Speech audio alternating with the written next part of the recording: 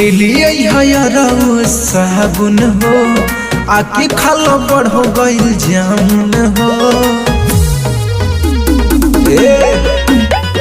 लिलिया साबुन हो आके खालो बड़ हो गइल जामुन हो। जल्दी आइला अपना यहाँ पे की संभाला, बड़ी जल्दी आइला अपना यहाँ पे की संभाला। पटेल जी ऊपर मौला नीचे डाला निकाला, पटेल जी ऊपर मौला नीचे डाला निकाला।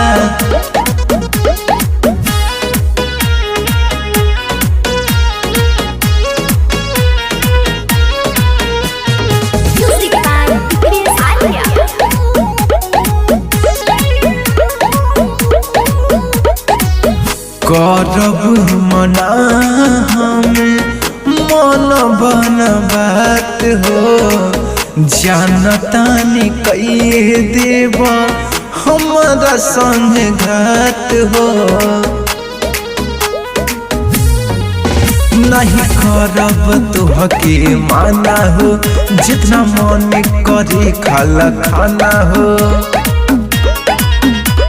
लिलिया साबुन हो आके खाला बड़ हो गइल जामुन हो। जल्दी आइला अपना यहाँ पे की संभाला, बड़ी जल्दी आइला अपना यहाँ पे की संभाला।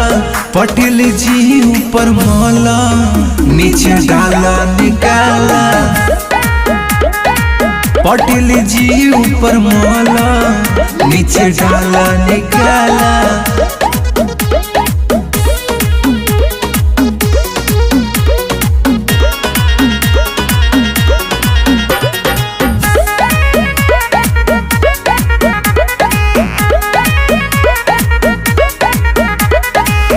होली में तनी धीरे धीरे जोता